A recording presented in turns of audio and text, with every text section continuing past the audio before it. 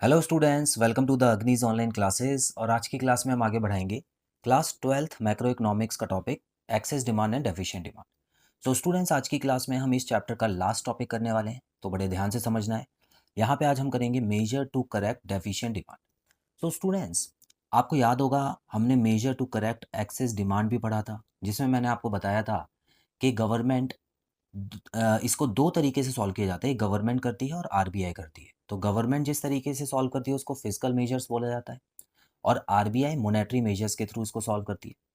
तो स्टूडेंट्स, पिछली क्लास में जो भी हमने समझा था उसी का आपको उल्टे पॉइंट्स कर देने हैं। कहने का मतलब है जितने पॉइंट्स उसमें थे उसी का आप रिवर्स पॉइंट लिख देंगे तो आपका ये आंसर भी बन जाएगा। मैं इसको बहुत शॉर्ट में समझाने वाला हूँ स्टूडेंट्स, ताकि हमारा ज़्यादा टाइम एक ही चीज़ पे वेस्ट ना हो। और आपको क्या करना है, जो डिटेल में आपको देखनी है तो वो वीडियो आपको देखनी है एक्सेस डिमांड वाली, जिसमें उसको ठीक करने के कौन कौन से तरीके थे। तो आइए स्टूडेंट्स, तो इस कॉन्सेप्ट में अगर आप डेफिशिएंट डिमांड, मतलब अगर किसी इकोनॉमी में डिमांड कम आ रही है, मंदी चल रही है, लोग सामान खरीद नहीं रहे हैं, तो जाहिर सी बात है उनके पास पैसा कम होगा, तभी तो लोग नहीं सामान खरीद रहे हैं। तो ऐसे में हमको क्या करना है, ऑल इन ऑल हमको बस एक ही काम करना है कि लोगों के हाथ में पैसा पहुंचाना है किसी भी तरीके से। तो जब भी कोई भी जो हम मेजर पढ़ेंगे उसका जो रिजल्ट होगा फाइनल, वो यही होगा कि लोगों के हाथ में पैसा जाएगा या किसी भी तरह डिमांड को बढ़ाया जाएगा। ठीक है, तो हमारा फोकस कहाँ रहेगा, डिमांड को बढ़ाना। और डिमांड जाहिर तौर पे जो भी लोगों के पास डिस्पोजेबल इनकम होती है उनकी, वो बढ़ा देंगे, तो इनकम बढ़ाने से डिमांड भी बढ़ती है। तो चलिए, यहाँ पे सबसे पहले गवर्नमेंट क्या करेगी, गवर्नमेंट अपना रोल प्ले करेगी इंक्रीज इन गवर्नमेंट स्पेंडिंग करके।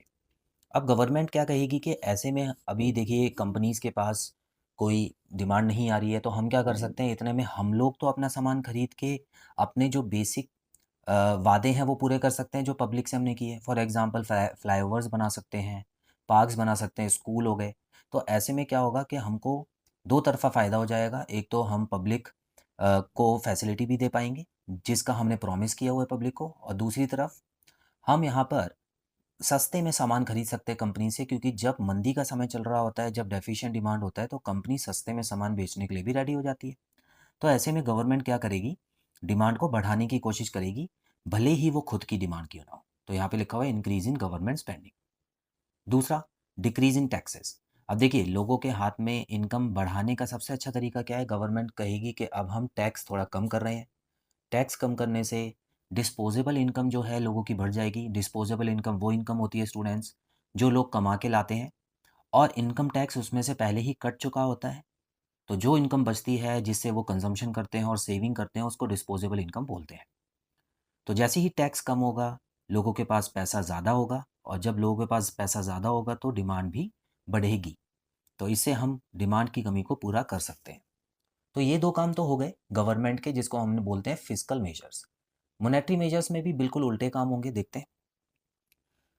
Decrease in bank rate. अब स्टूडेंट्स देखिए, याद कीजिए बैंक रेट क्या था, बैंक रेट वो रेट था जो कॉमर्शियल बैंक जब लोन लेती हैं किससे, आरबीआई से। आरबीआई से लोन लेती हैं कॉमर्शियल बैंक, तो उस रेट को बोलते हैं बैंक रेट, और ये शॉर्ट टर्म के लिए होता है। और अगर रेपो रेट की बात करें तो ये लॉन्ग टर्म के लिए होता है। बिल्कुल सेम चीज़ है, बस ये लॉन्ग टर्म के लिए होता है। तो स्टूडेंट्स क्या होगा, जो आरबीआई है वो कॉमर्शियल बैंक को बोलेगी आप हमसे लोन ले सकते हैं सस्ते में, मतलब उसका जो इंटरेस्ट होगा वो हम कम लेंगे। तो कॉमर्शियल बैंक ज़्यादा से ज़्यादा पैसा उठा लेगी आरबीआई से, और कॉमर्शियल बैंक कभी भी अपने पास नहीं रखेगी। फिर वो लोगों के लोन का जो इंटरेस्ट है वो कम कर देगी। तो जब लोग सुनेंगे कि हमारे लोन का इंटरेस्ट कम हो गया है, तो हम क्या करेंगे, और सामान खरीदने की कोशिश करेंगे, क्योंकि सामान हमको सस्ते में मिल रहा है। तो बस डिमांड वहाँ पे ज़्यादा होनी शुरू हो गई, लोगों की जो इनकम है वो बढ़ गई किसी ना किसी तरीके से। ठीक है, तो इस तरीके से ये दोनों स्टेप होते हैं। Open market operations. तो स्टूडेंट्स, ये वो सिक्योरिटीज़ होती हैं जो आरबीआई के नाम पर होती हैं, और ये आरबीआई कॉमर्शियल बैंक्स को बेचती हैं जब आरबीआई को पैसा ज़्यादा अपने पास इकट्ठा करना होता है। ठीक है, तो बेचती तो तब है जब उनको पैसा चाहिए, और ये पेपर उनको दे दिया जाता है कॉमर्शियल बैंक्स को। लेकिन यहाँ पर क्या करना है, यहाँ पर कॉमर्शियल बैंक के पास पैसा जाना चाहिए ताकि वो आगे लोगों को पैसा पहुँचाएं। तो ऐसे में स्टूडेंट्स क्या होगा कि आरबीआई जो है वो ये जो कागज़ दिए थे बना के कॉमर्शियल बैंक्स को, इनको वापस ले लेते हैं और इनके बदले में कैश कॉमर्शियल बैंक्स के पास दे देते हैं ताकि वो भी आगे लोगों को लोन दे सकें। तो यहाँ पर आप ध्यान से समझिए, परचेज कब लिखना है, सेल कब लिखना है। जब भी आपको डेफिशिएंट डिमांड को ठीक करना है, डिमांड की कमी को ठीक करना है, तो सिक्योरिटीज़ को वापस लिया जाता है और उसके बदले में कैश दिया जाता है। और इसका उल्टा अगर हम देखें कि अगर हम एक्सेस डिमांड को करेक्ट करना चाहते हैं, जब ज़्यादा डिमांड आ रही है तो बैंक से कैश लेने के लिए आरबीआई उनको ये कागज़ दे देती है, बस खत्म। इतना ही समझना है आपको। फोर्थ पॉइंट है डिक्रीज इन एलआरआर। तो लीगल रिजर्व रेशो होता है स्टूडेंट्स, इसमें दो रेशो आती हैं, कैश रिजर्व रेशो और स्टैट्यूटरी लिक्विडिटी रेशो। तो कैश रिजर्व रेशो वो अमाउंट होता है जो सभी कॉमर्शियल बैंक को अपने पास से आरबीआई के पास रखना पड़ता है एक सिक्योरिटी के तौर पर।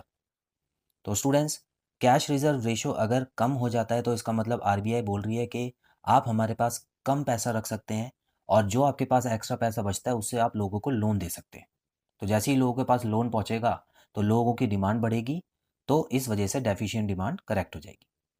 एसएलआर भी बिल्कुल सेम है स्टूडेंट्स। एसएलआर में आरबीआई बोलती है कि सीधा आप अपने पास कुछ पैसा रखिए। ठीक है, मतलब अगर कोई 100 रुपये जमा करा रहा है आपके पास तो उसमें से 20 रुपये जो है वो आप अपने पास रखिए। तो ये ज़रूरत के समय में काम आएंगे। लेकिन अगर आरबीआई इसका भी रेट गिरा दे तो इसका मतलब है बैंक जो है वो ज़्यादा से ज़्यादा लोन्स दे सकती हैं किसी और को। ठीक है, तो ऐसे में क्या होगा, डिमांड बढ़ जाएगी।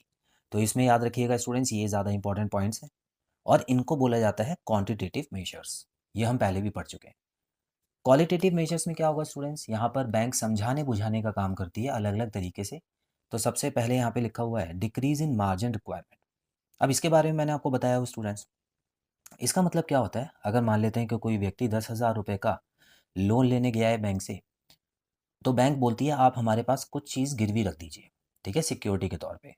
तो अब वो कहता है कि 10,000 रुपये की ही चीज़ मैं रख दूँ, तो बैंक बोलती है नहीं, अगर आपको 10 अमाउंट चाहिए 10,000 का, तो आप कम से कम हमारे पास 15,000 रुपये का कोई भी चीज़ जो है ना वो गिरवी रख दीजिए। तो ऐसा क्यों बोलती है बैंक?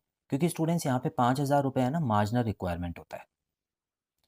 तो 5,000 रुपये आरबीआई ने ऑर्डर दिया हुआ है कॉमर्शियल बैंक्स को कि जब भी कोई उधार लेने आए तो आप उसको कम पैसा देना और उससे ज़्यादा की सिक्योरिटी रखना। ठीक है, और ऐसा क्यों? देखिए स्टूडेंट्स, कभी कभी जब ये लोन वापस नहीं आता है तो ऐसे केस में जो बैंक्स हैं वो उसका जो गिरवी सामान है उसको बेचती हैं, अपने पास नहीं रखती हैं। अब देखिए, बैंक के पास इस 15,000 के सामान की कोई भी यूज़ नहीं होता तो इसको बेचना पड़ता है। अब ज़रूरी नहीं है कि 15,000 का है तो 15 का ही बिकेगा, और बैंक को हो सकता है चक्कर लगाने पड़े, उनका खर्चा होगा। तो इसीलिए थोड़े एक्स्ट्रा पैसे का जो सिक्योरिटी है वो रखती हैं। ठीक है, तो स्टूडेंट्स, ये सिक्योरिटी अगर कम हो जाए, मतलब इसका जो 5,000 का अमाउंट है वो कम हो जाए, परसेंटेज कम हो जाए, अगर जो आरबीआई बोले कि अब से आपको 12,000 की सिक्योरिटी में ही 10,000 रुपये दे देना है, तो क्या होगा, यहाँ पर लोग इंटरेस्ट लेंगे और बोलेंगे ठीक है 12,000 रुपये की सिक्योरिटी हम आपको दे देते हैं, आप 10,000 का लोन दे दीजिए। ठीक है, तो इसको बोलते हैं मार्जिन रिक्वायरमेंट। अब यह यहाँ पे क्वालिटेटिव में क्यों है? क्योंकि स्टूडेंट्स ये सभी के लिए ज़रूरी नहीं होता। अब जो कस्टमर बहुत पुराना है, सालों से जिसके पैसे हमारे पास पड़े हुए हैं, ठीक है? तो उनको सिक्योरिटी वगैरह देने की ज़्यादा ज़रूरत नहीं होती है। ये कुछ नए कस्टमर्स होते हैं जिनको बैंक नहीं जानती है, तो इनकी गारंटी के लिए सिक्योरिटी होती है। तो इसीलिए सबके लिए नहीं होता है, इस वजह से ये क्वालिटेटिव मेजर्स में है। मोरल सुएजन, बैंक्स जो है, आरबीआई जो है वो बाय कॉल, बाय ईमेल या बाय मीटिंग्स कॉमर्शियल बैंक्स को समझाने की कोशिश करती हैं कि अभी हमारे देश में जो डिफ्लेशन है वो बहुत ज़्यादा बढ़ गया है, डिमांड नहीं आ रही है, तो हमको क्या करना होगा कि हमको उधार ज़्यादा देना होगा लोगों को। ठीक है, सस्ते में उधार देना होगा ताकि लोग डिमांड अपनी बढ़ाएं।